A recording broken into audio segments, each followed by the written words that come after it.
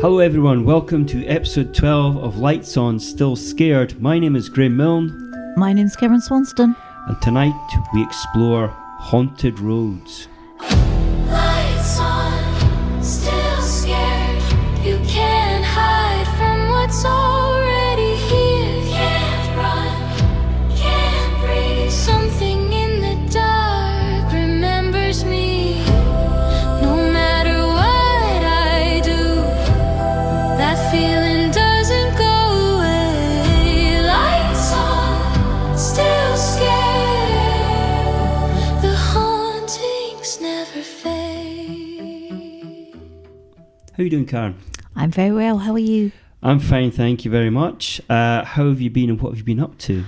I have been very, very well, and I haven't been doing much at all. I see. Such is the exciting life of the podcaster, am I right? Very true. Today's exploration will take us, unlike some of the other places I guess, to the wild open stretches of Scotland and England. Haunted roads. I do like a good haunted road story, and we've got some beauties tonight lined up for you. So without further ado, Karen's going to tell us about something tonight. What have you got in store for us to kick off? I have got a very well known for when it comes to haunted roads, the ghosts of Bluebell Hill. Ooh, Bluebell Hill. A229 in Kent. Very nice. Bluebell Hill is a chalk hill on the North Downs between Maidstone and Rochester in Kent. All right. I'm not sure if I have driven on it. I probably have. And the A229 crosses the hill that links the M20 and the M2. So it's quite a major road. Okie dokie. The route follows the line of much older road, which describes as a former Roman road. Mm. And many reports centre on the stretch near the Lower Bell pub and the Old Chatham Road. And the area is known for apparitions that appear beside or directly in front of moving vehicles. All right. And the A229 is frequently described as one of Britain's most haunted roads. Mm. It's not the first time that we have apparitions suddenly appear in front of roads. I think we've discussed them before, haven't we? Yes, there's been a few stories peppered around with the dangerous stuff, though, isn't it? Even one in Leatherhead. Yes. The lofty lady. I love that name. She lived in a loft, didn't she? She probably did. Yeah. Right. So, back to the story. So, there was a real tragedy on the road in 19th of November in 1965. So, it's a few years ago now. Okay. 4 young ladies were travelling on Ford Cortina when it collided with a Jaguar near the Bluebell Hill. Mm-hmm. Susan, who is often written as Suzanne Brown, was aged 22 and was engaged to an RAF technician, Brian Wetton. There was also 3 passengers as well. There's a Judith Lingham, who was also aged 22, Patricia Ferguson, also aged 22, and there was a 21-year-old Gillian Burgett, and she was the only survivor in the crash. Right. Patricia reportedly died at or shortly after the scene, and Suzanne and Jude subsequently died in hospital. Right. But it's Susan who is commonly said to have returned to her hen night, or she was due to be married the following day. But it depends on what the story is, whether it's specifically the hen night or whether it was the precise wedding day. Then they're not quite sure. Right. Which is interesting if they're saying that it's her because she didn't die at the scene. Oh, okay. Where the other girl did. Yeah. But they still say it's her. But she's described as a young woman in white waiting at the side of the road. Motorists will stop and offer her a lift. And the passenger gives an address, but then disappears from the vehicle before arriving. And in some versions, the driver visits the address and is told that a young woman died there years earlier. This follows the traditional vanishing hitchhiker, which is very common, isn't it, the hitchhiker? It is, and as you'll probably find out later, because I've got a very similar sounding story. It's a trope, but interesting. Indeed. Is it an urban legend, or is it real? But then, saying that though, it could be that the haunting might have predate that crash, because in 1965 the accident is now treated as the origins of the haunting. But there may be something too simple with that. Apparently, a local journalist, Peter Harbour, investigated the disappearing of the hitchhiker story for the Maidstone Gazette in 1968. Initially found only second-hand stories and could not locate a definite witness despite months of research. Right. He later reportedly said that he had traced around 12 first-hand witnesses, but they would not reveal their identity. Some researchers believe stories of strange women and apparitions exist around the hill before 1965. Right. So the crash therefore only provided an older local legend with identifiable names of a tragic modern explanation. So, possibility. Yeah. So there was a Morris Goodenough, which is a marvellous name. I think so. 13th of July 1974. Now, Morris was a bricklayer from Rochester, and during the early hours, a young girl suddenly stepped into the road in front of his vehicle. He believed he'd struck her with considerable force. He stopped and reportedly found the girl lying in the road with cuts on her forehead and knees. He carried her over to the verge and covered her with a blanket. He then drove to Rochester Police Station to report the collision, which I suppose they didn't have phones, so you couldn't ring them either. When the police returned with him, the girl had vanished, but the blanket reportedly remained. But a search found no injured child and no explanation for her disappearance. Strange he never took the injured party and left her. Yeah, you would think that perhaps he would have picked her up and took her. That would be the most logical thing to do. He maybe bricked it. Well, perhaps he did, yes. If you think about his occupation, sorry. But then, sorry, that nearly went over my head. I caught it just in time there. Can't help it, can I? But in the 7th of November 1992, an Ian Sharp was driving along the A229 late at night when a woman in a light-coloured clothing suddenly appeared directly in front of his car. Immediately reporting making eye contact with her before the impact, and he believed he'd struck her and stopped the vehicle. No injured woman or body or clear evidence of a collision could be found, and the incident was reportedly communicated to the police. So the fact he actually looked her in the eyes before he hit her. Yeah. And then later in November 1992, a Chris Dawkins reportedly saw a woman wearing a red headscarf run into the path of his car. He felt and heard an impact against the vehicle. When he stopped, no woman could be found. His father and police reportedly helped search for the area without finding any injured position. The red headscarf makes this apparition notably more different from the usual woman in white. So it could be several women in different clothing going out. It could be the same person with an extensive wardrobe. Extensive wardrobe, yeah. But also, I mean, there's a child as well. So that's creepy. That is very weird, isn't it? Yeah. And the fact police were involved, and you know, I guess these things must be recorded. It'd be really interesting to check out the, you know, the actual reports. I mean, there would be police reports if the police were involved. Yeah, really interesting. Yes, so all the hauntings stem back to this accident in 1965, but the chances are this has been going on for years before that, and it's just they've just latched onto that crash. So so that's the Blue Bell. It's very interesting. I like the idea of the impact being felt. I find that quite interesting.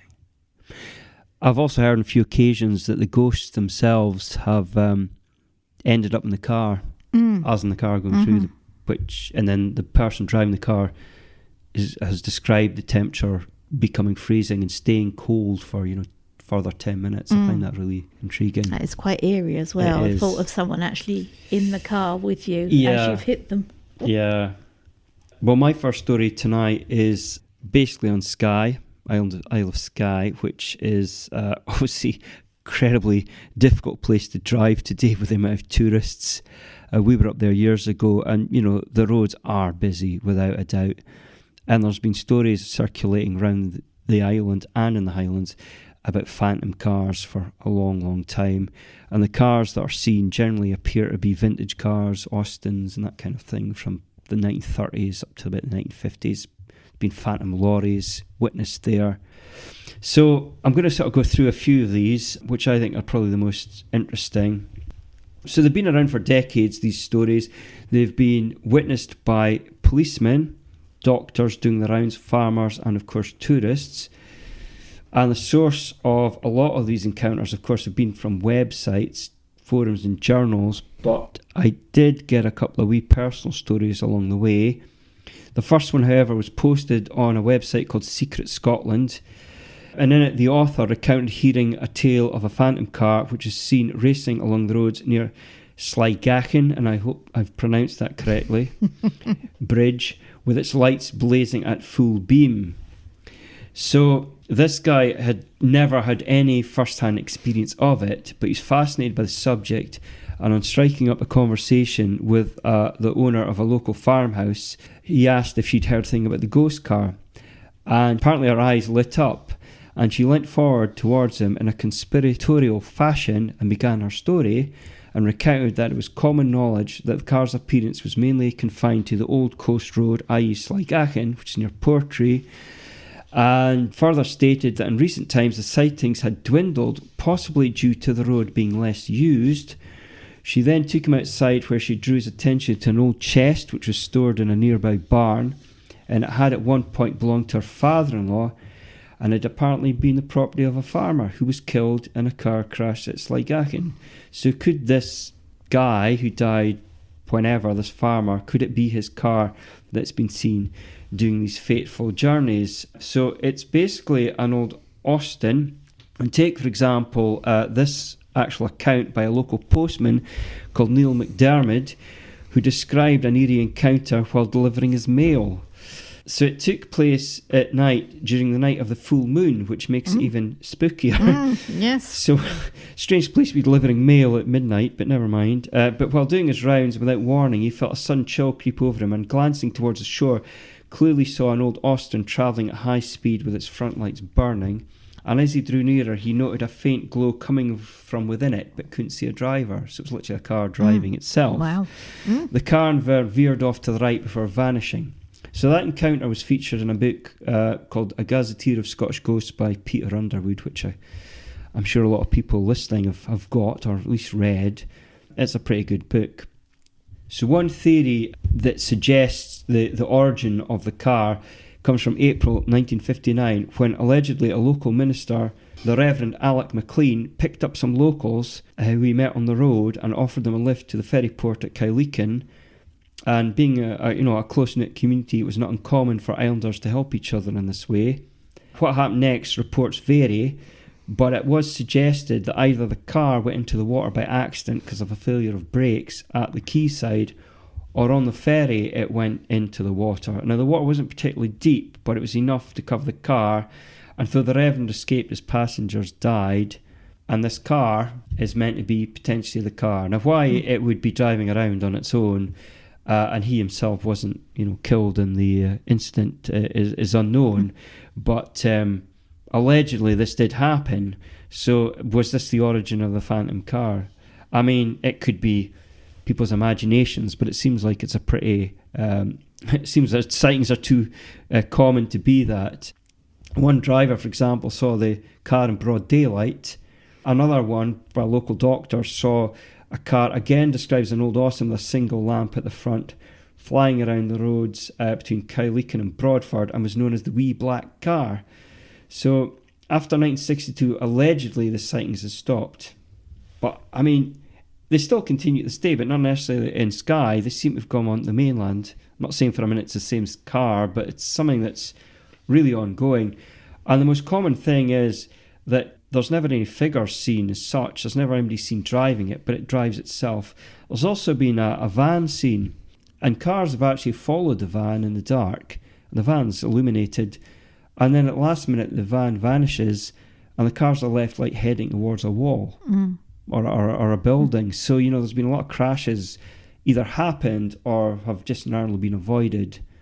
So why this thing would be luring people to potential death, I've no idea. But this has been going on for some time. But anyway, yeah, a lot of the policemen have reported this as well, and but they can make nothing of it. But anyhow, that's just the big outline of what's been going on in Skye as far as these black cars go on. But I will continue with these stories in a moment, but we'll be heading into the mainland, because the stories are kind of similar, but except in the mainland, it appears to be more actual figures have been seen, which is strange, either within the car or near the sightings of the black car. So whether it's a victim of a car crash being seen next to the car, we don't know. But there is a variation between the two parts. Anyway, I'll stop now. Anyhow, Karen, that's the ghost car of Skye. What do you have next for us Rather next, I have got what Chris Rea called the Road to Nowhere? Road to Hell. I don't know any music by Chris Rea. Apparently he based it on the M25. Oh, did he? That's where we're going. Crivens. Oh dear. So the M25 is the orbital motorway surrounding most of Greater London. Approximately 117 miles long and passes through Kent, Surrey, Buckinghamshire, Hertfordshire, Greater London and Essex. And different sections opened from 1970s onwards. And the completed route was formally opened in 1986. Now, my mum actually did do a cleaning job for the workers of said section of 9 of M25. And she said it was very scary. Really, yeah? Usually after curry night on Thursday nights. I can imagine. Oh, Lord. the horrors she used to tell me. I can imagine, so. Oh, dear, the poor woman. Anyway. So on with the stories. So on January 29th on 2009, between junction 18 and 19, a motorist called Karen Thompson was driving along the M25 near Chirley Wood in Hertfordshire when she saw an enormous black feline sitting on the edge of the field beside the motorway. She estimated that it was around 10 times larger than a dog. God blimey. Saber-toothed tiger. Crikey, yeah. The road at this point was comparatively straight, which may have allowed her to watch the animal for longer than a fleeting glance. But, I mean, there's no other witnesses to this as well. Right. This classifies it as an alien black cat. Okay. So, I mean, it could be a genuine large black cat. I mean, we went to a talk a few weeks back that was this guy was saying about black cats. That's very true. Black Panthers and such like. When they was released in the 1970s, weren't they? And that's correct. Roaming around the English countryside. Mm-hmm. So yeah, I mean, that's a weird one. I mean, surely there would have been other people if that cat was that size, is what she said. 10 times a dog. I mean, what sort of dog? What kind of dog? Could it be a chihuahua? 10 well, times that the might size make of a chihuahua? sense. It'll be a But a normal dog. wolfhound, that's pretty abnormal, I have to say. Oh dear. Apparently there's a shadow man on Chorleywood Common, which is near the M25, so it's not actually on the M25, but it's near it. Right, so on New Year's Eve morning of 2015, 2 people walking at Chorley Common, which is near the M25, and these people were walking there approximately 12:30am and 1am when they reportedly saw a shadowy figure wearing a long coat. The figure appeared to vanish and reappear over a distance which seemed impossible to cover normally. One of the witnesses called Happy New Year and ran towards it. Happy New Year! I think I'd be doing the opposite, to be fair. By the time the witness reached the area, the figure had completely disappeared. The identity and connection to the motorway remains unknown, so they never really knew who was there. Really weird. Very strange, that one. And you mind you, who would be more scared? The ghost of some random man running screaming up at you. Screaming. Yeah. Oh, I wonder if it's got any connection to UFOs or alien things, because it also is a bit strange, doesn't it? Yeah. So, I mean, junction 26 and 27 is near Epping Forest. Yeah. The M25 passes through the Epping Forest area in Essex. So back to Essex again. Yep. Yeah, we've done there a couple of times. At Bell Common, the motorway travels through a covered cut and cover tunnel. Constructed took place between 1982 and 1984, which is relatively quick for a tunnel for construction. I would say so. World record there. Indeed. The cover designers helped to reduce the motorway's impact on the surrounding landscape and the animal movement. And obviously Epping Forest has had centuries of folklore. Yeah. Before even the motorway was built. So the forest is notorious with highwaymen who targeted travellers en route from London. Dick Turpin, we've mentioned Dick Turpin before, true. and Tom King were among the highwaymen traditionally associated with the area. Stories from the wider forest includes phantom riders, spectral figures and unexplained lights. So, as you said about UFOs, or it could be orbs, I suppose. Yes. Yeah. The forest has also acquired a dark modern reputation of places where criminals conceal murder victims. Yeah, I find that more disturbing, I have to say. Yes, I think so. Mm-hmm. So these have helped create a dangerous and haunting around the forest roads. So, So yes. So then also we've got the spectral bride of South Mims. Okay. So South Mims is associated with the M25 and the motorway services. I've stayed at South Mims a couple of times actually. Is it a village?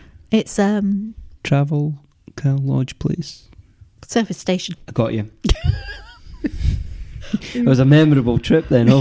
Rounding my fingers. It was a roundabout. Oh dear. The female apparition become known as Spectral Bride. She's said to be a woman whose romantic hopes had ended in unhappiness. And tradition claims that she appears when a wedding takes place at the church, and local people were uncertain whether she's envied the couple, mourned the happiness denied her, or appears to bless them. Oh. So, oh dear, she sounds quite sad, doesn't she? I mean, she Yeah. don't need no man. Hope they give her an invite. So apparently a parishioner named Miss Long reportedly saw a female apparition hovering a few inches above the altar in daylight. Okay. When she looked away, her attention was drawn to the figure of a priest kneeling at the choir stalls. 2 days later, the village received news that the Reverend William Woods had died in Bournemouth, and Woods had served as the parish vicar approximately 30 years earlier.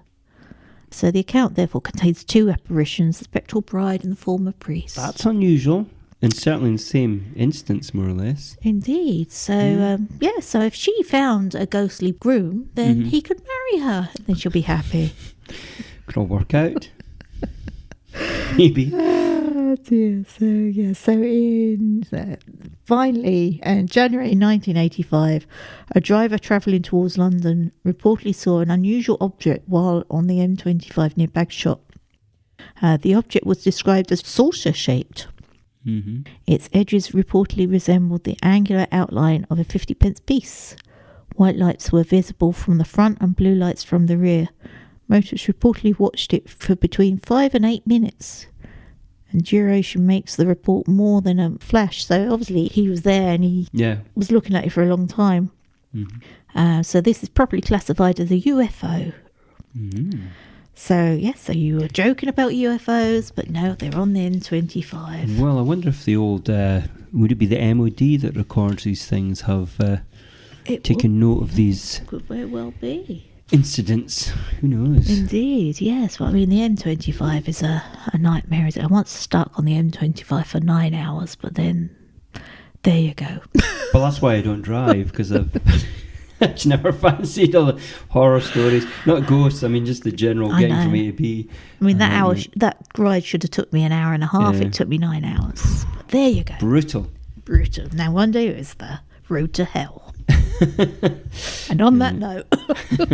Well, we're back on the road, as it were. So, in the Highlands of Scotland, a lot of local policemen have been called out over the last few decades to attend either accidents that didn't exist, cars that have vanished, sightings of people. So, one hopes these have been recorded, but I think this is a creepy one. It was a pretty short story, but it is quite creepy. So it involved a local police officer whose name has remained unsaid, but was forced to slam on the brakes because of something he saw by the road when he was driving in the wilds of the Highlands. So jumping from the car, the officer then ran to investigate, while his passenger, unaware of what had transpired, remained inside the car. After some minutes, the driver reappeared looking visibly shaking and told his companion that he thought he had seen someone with what appeared to be serious injuries standing beside the road. Somewhat perturbed by the strange turn of events, they continued their journey, the policeman eventually shrugging off the incident as his imagination. It was noted that a few days after the incident, the officer was shocked to be called back to the very same spot, which was now the scene of a fatal car accident. That's meant to be a true story. It would appear that his terrible vision preempted what was to come. Yeah.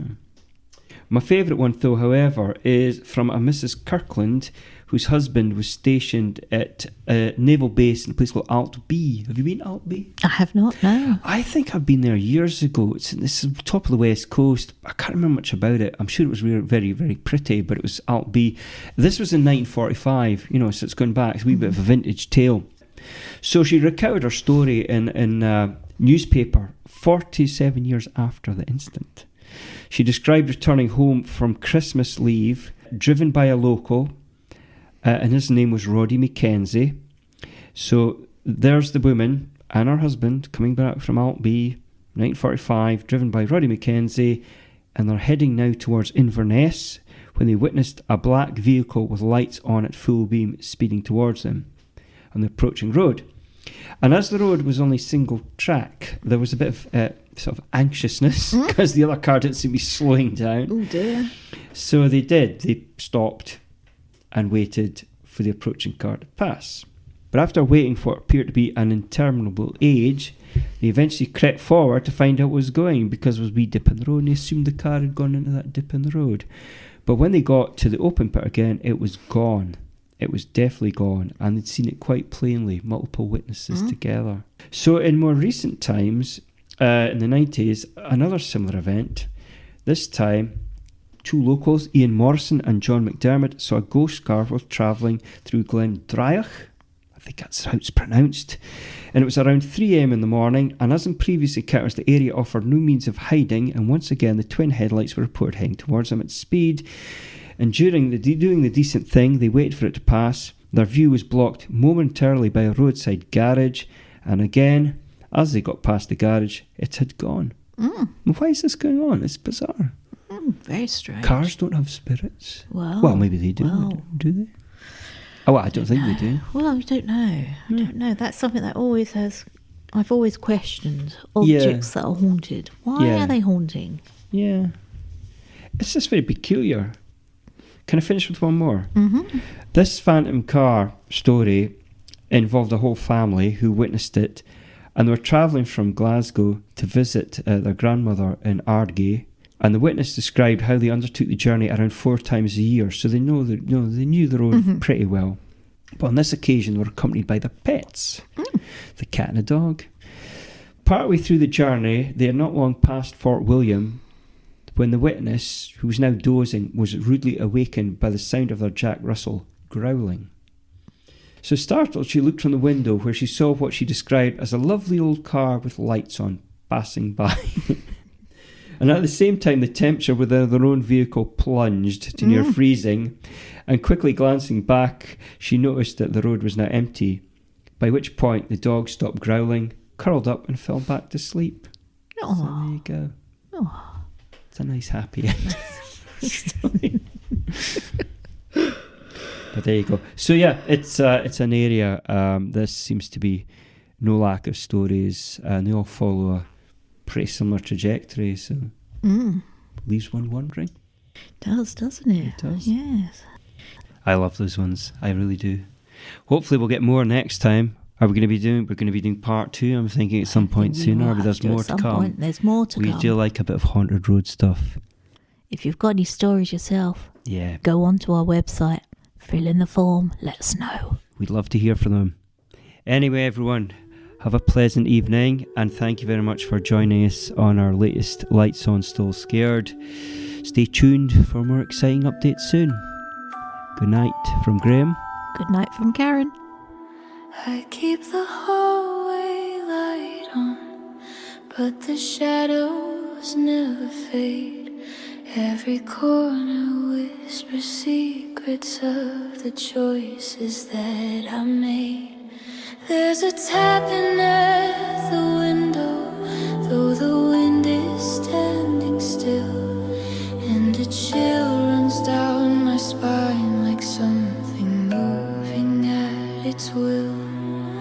I tell myself it's nothing, just the creaking of the floor, but every night the silence feels louder than before.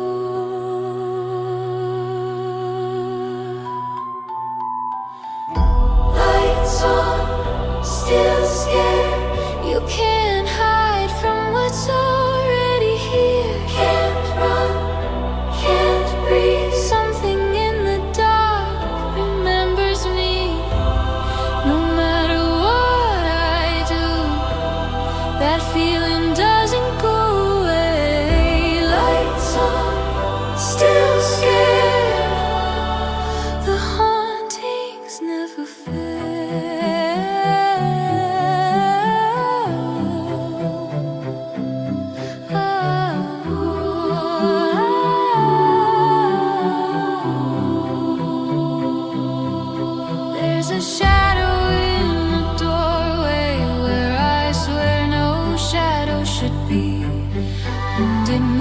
feels just like a memory I'm too afraid to see.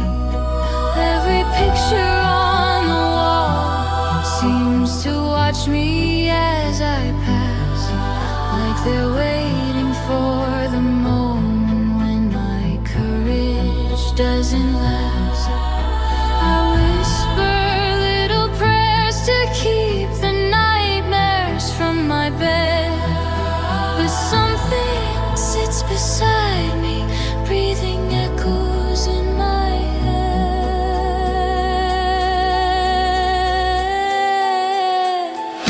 Lights on, still scared.